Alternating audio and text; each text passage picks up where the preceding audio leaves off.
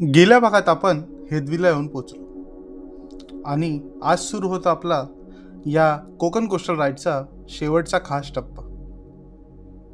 आजची शेवटची फेरी पकडून आपण जयगडला पोचलो आणि पुढच्या राईडला सुरुवात केली. तसे राईडचे दिवस कमी असल्यामुळे थोडी घाई झाली, पण इथे असणाऱ्या कोकणातल्या समुद्र किनाऱ्याचा प्रत्येक क्षण मी मनात साठवत राहिलो. आज राईडचा शेवटचा दिवस, उद्या पुन्हा मुंबईकडेचा परतीचा प्रवास सुरू. तर चला सुरू करूया आपल्या कोकण कोस्टल राईडच्या तिसऱ्या भागाला. सुप्रभात मित्रांनो, मी ओंकारने तुमचे स्वागत आहे ओंकारने ब्लॉग यूट्यूब चॅनलवर. आता आपण आहोत हेदवीला. इथून तवसा जेटी फक्त 15 किलोमीटर आहे, 15 मिनटावर आहे, 7-8 किलोमीटर असेल.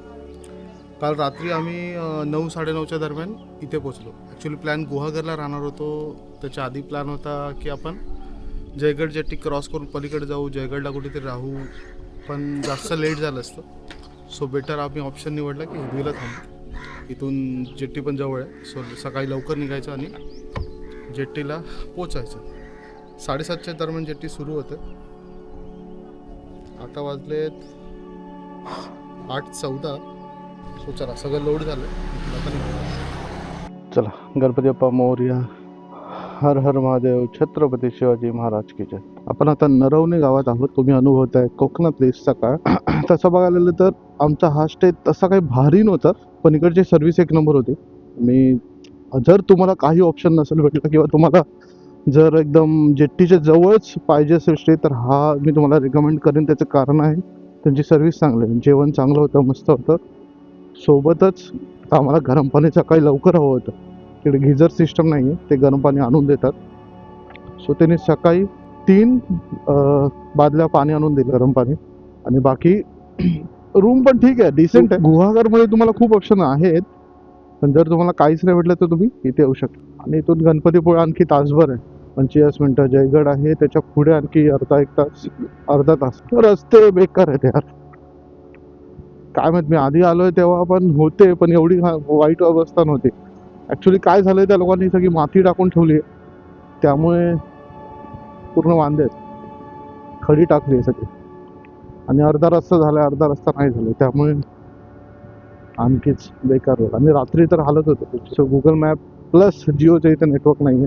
तसं ह्या रूटने मी रत्नागिरीला बाहेर पडतो ज्यावेळी माझ्या इथून येतो, घराजवळ येतो. मागचा रोड येतो ना, राजापूर मार्गे तुम्ही आडिवरे पावस करत येता कशेच्या रूटने, तो रूट पण भारी आहे. पावसाळ्यात तुम्ही याल ना त्या रूटने, एक नंबर रूट आहे. एवढी रंगीबिरंगी फुलं दिसतात ना तुम्हाला त्या रूटला. आणि म्हणजे हायवेने जर तुम्ही बोर होत असाल, सो मी तुम्हाला रेकमेंड करेन त्या रोडने या. मॅपमध्ये राजापूर पासून आडिवरे टाकायचं, पावस टाकायचं, आणि तिथून तो रत्नागिरीला बाहेर पडतो. रत्नागिरीला भाटे बीचला बाहेर पडतो. मग भाटेवरनं बाहेर यायचं परत हातखंब्याला, आणि हातखंब्यावरनं तुमचा नेहमीचा रूट. थोडा वळसा होतो, पण मजा येते. कारण तिकडे लांजाचे आणि ह्याचे रोड खराब आहेत, पालीचे. सो बेटर राहील तो रोड. चला, तवसा जेट्टीला चाललो आता. फेरी आय थिंक 7:30च्या दरम्यान चालू होते, त्यामुळे जास्त घाई नाही केली, नाही तर सकाळी थोडं आणखी लवकर निघालो असतो. हा टायमिंग ठीक आहे. तुम्ही जेवढं सकाळी लवकर निघताना, म्हणजे तुम्हाला पहिली तर गर्दी भेटत नाही. तर गणपतीपुळे आहे, बघूया. जर गर्दी असेल तर ते दर्शन न घेता आपण पुढे जाऊ, रत्नागिरी आरेवारे बीच करत. चला, जेट्टीत थोड्या वेळासाठी मिस झाली, ठीक आहे. परत येईल, जास्त लांब नाही ते, त्या साईडलाच आहे जयगड. फायनली जेट्टी आली आहे, आता निघतो. इंग्लंडवरनं माणूस आला आहे सायकलवर, आता तो चालतोय. इथून जाणार आहे मे बी गोव्याला. चला, भारी माणूस आहे. फॉरेनची माणसं ह्या एजमध्ये ट्रॅव्हल करतं. 5-10 मिनिटांनीच आमची जेट्टी मिस झाली, 1 तास वेट करावं लागलं.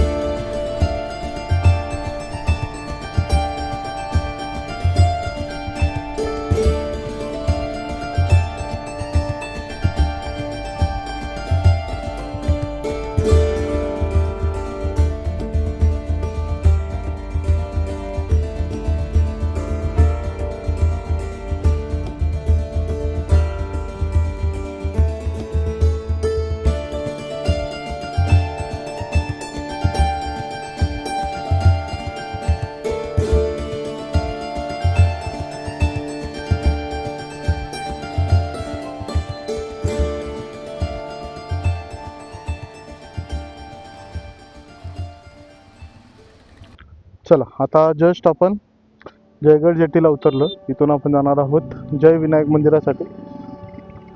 चला सगळ्या जेट्ट्यांचा प्रवास पूर्ण झाला इथे. तर पुढे कोणतीही जेट्टी नाही आहे, ही शेवटची होती.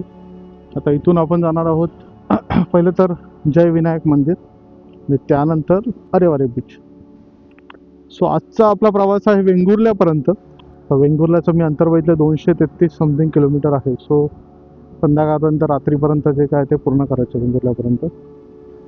हे जे मंदिर आहे ते बऱ्यापैकी जुनं आहे असं म्हणतात, पण मी कधी इथे आलो नाही दर्शनासाठी. ह्या रूटने गेलो आहे खूप वेळा, पण इथे दर्शनाला नाही आलो कधी. सो आज आपण त्या गणपती बाप्पाचं दर्शन घेऊ. मंदिर फार आवाढव्य आणि सुंदर असं बांधलं आहे. चला आजच्या दिवसाची सुरुवात पण गणपती बाप्पाच्या दर्शनाने घेऊया. आणि हे ॲक्च्युली JSW जी कंपनी आहे त्याचं मंदिर आहे. कंपनीच्या अगदी सर्व समोरच आहे. चला आता आम्ही जयविनायक मंदिराजवळ आलो. पार्किंग इथे आहे, मंदिर त्या साईडला आहे. सो तुम्हाला मेन रोडपासून बाजूलाच आहे.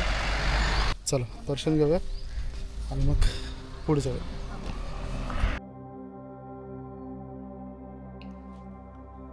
मंदिराच्या परिसरात पागोडा शैलीचे छत आणि स्थानिक दगडी वास्तुकलेचा सुंदर संगम पाहायला मिळतो. प्रवेशद्वारापासूनच हे मंदिर अगदी मन मोहून टाकतं. आजूबाजूची बाग, निरभ्र निळं आकाश, फोटोग्राफीसाठी एकदम परफेक्ट जागा. मुख्य गणेश मूर्ती पितळेची असून तिच्या चेहऱ्यावर अतिशय शांत आणि प्रसन्न भाव दिसतात. बाहेर असलेले हनुमानजी आणि उंदीर मामा देखील खूप आकर्षक आहेत. मंदिराभोवतीची हिरवीगार बाग, रंगीबेरंगी फुलं आणि प्रत्येक वळणावर मिळणारा सुंदर फोटो स्पॉट, हे सगळं मिळून हा अनुभव आणखी खास बनवतो. चला आता जय विनायक मंदिराचं दर्शन झालं. इथून जातो आपण आता गणपतीपुळेला, जे 25-30 मिनिटावरच आहे, काही किलोमीटर आहे. सो तिथे काहीतरी खाऊया आणि त्यानंतर मग पुढे अरेवारे. कारण गणपतीपुळेला आजसुद्धा गर्दी असेल मोस्टली, कारण आता सुट्टीच्या दिवसात लागून.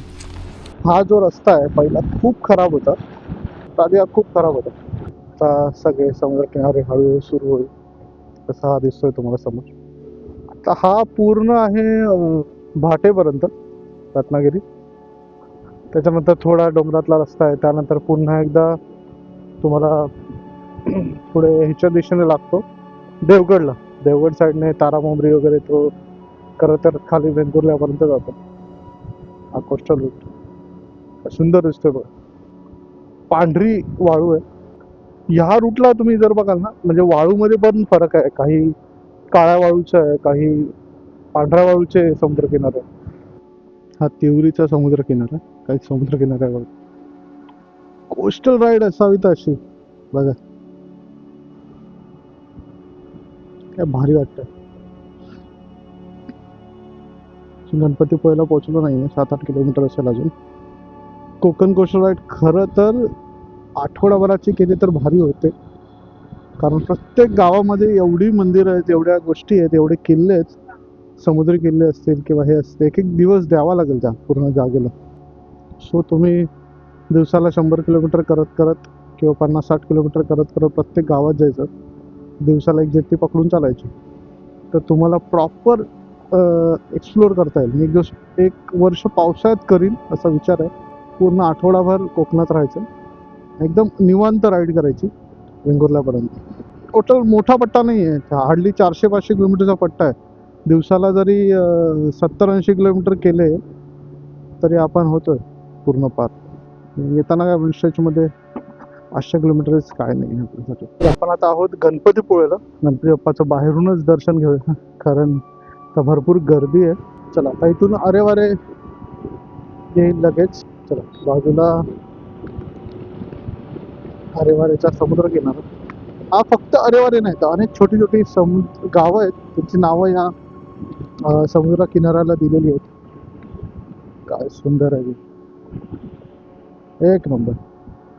आता जेव्हा हे दोन असे डोंगर कापून जो रस्ता केला आहे, त्याच्यानंतर जो समुद्र किनारा दिसतो तो बघा, तडाखू आता इथून जेव्हा तो टर्न घेतो ना आपण,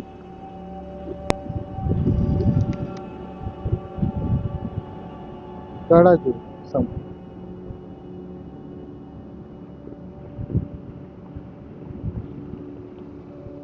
काय व्ह्यू आहे बघा.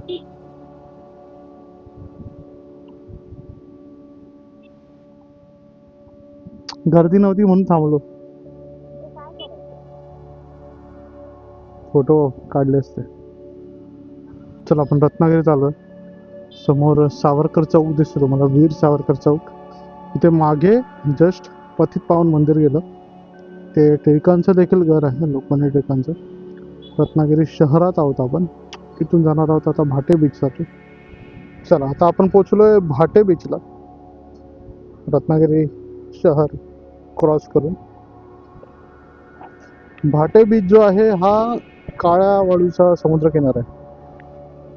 त्या साईडला लाईट हाऊस पण आहे पलीकडे. उद्या मुंबईसाठी निघावं लागणार आहे, 4 दिवसाचाच प्लॅन होता. देवघळी वगैरे ह्या साईडला आहे, कनिका दत्त मंदिर, महाकाली देवस्थान आडिवरेला पोचलो. बाहेरून दर्शन घेऊ ह्याचं पण. आडिवरे देवीच्या मंदिरात पोचलो तेव्हा सगळं वातावरण बदललेलं होतं. होळीचा उत्सव पूर्ण रंगात सुरू होता.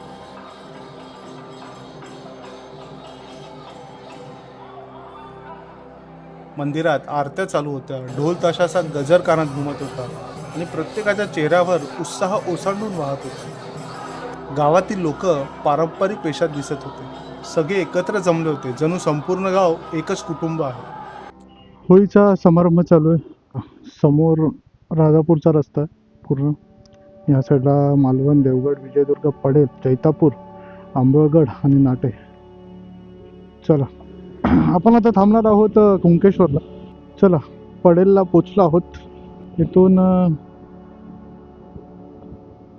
20-25 किलोमीटर आहे कुंकेश्वर. आता पोचलोय तारामुंबरीला. या रोडचं काम अजून बाकी आहे, खूप वर्ष झाली असाच रोड आहे. कुंकेश्वर येईल आता काही मिनिटावर. समोर दिसतोय तो मिठपोंबरी, पूर्ण असा वरती क्लिफ आहे, तिथून पलीकडे तुम्हाला कुंकेश्वर दिसेल. सो आता आपण आलो आहोत कुंकेश्वर मंदिराजवळ. कुंकेश्वराचे दर्शन घेतलं आणि मनात एक विचार होता, आज वेंगुर्ल्यापर्यंत पोहोचायचं. पण वेळ हातातून निघून चालली होती, त्यामुळे अजून 2-3 तास राईड करणं म्हणजे रात्र झाली असते आणि उद्या सकाळी पुन्हा मुंबईकडे निघायचं होतं.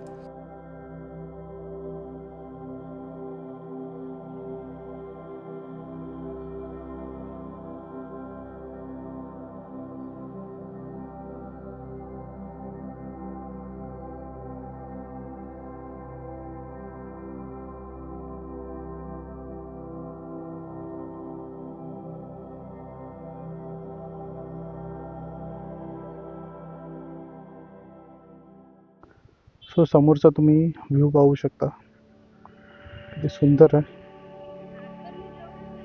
हो, सो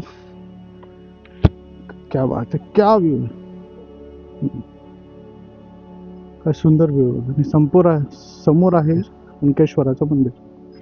सो आता प्लॅनमध्ये थोडा चेंज. वेंगुर्ल्याला पोचायला आम्हाला 2-2.5 तास लागतील. सो ते आम्ही ड्रॉप करतो, वेंगुर्ला नेक्स्ट टाइम करूया. आता आपण मालवणपर्यंत जाऊ, मी मालवणला स्टे करू. तर मंदिराचं दर्शन झालं. हर हर महादेव.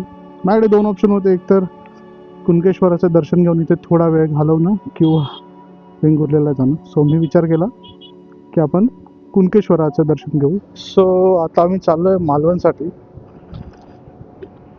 ॲक्च्युली जायचं वेंगुर्ल्याला होतं, पण ॲक्च्युली होणार काय की आणखी 2-2.5 तास जातील आणि उद्या पुन्हा सकाळी निघायचं.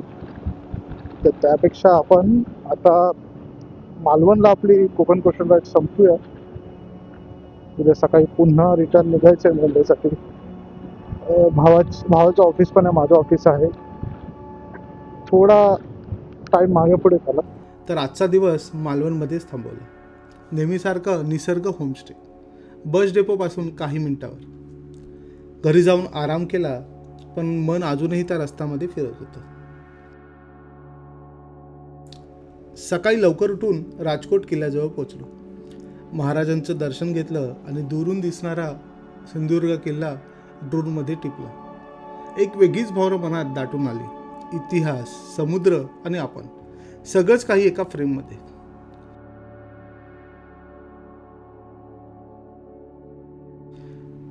हे सगळं क्षण, आठवणी आणि कोकण कोस्टल राईडची फील मनात खोलवर साठवून मग मुंबईच्या परतीच्या प्रवासासाठी निघालो. काही रस्ते संपतात, पण त्याच्या आठवणी कायम सोबत राहतात. चला, पुन्हा भेटूया आपण अशाच एका नव्या राईडमध्ये.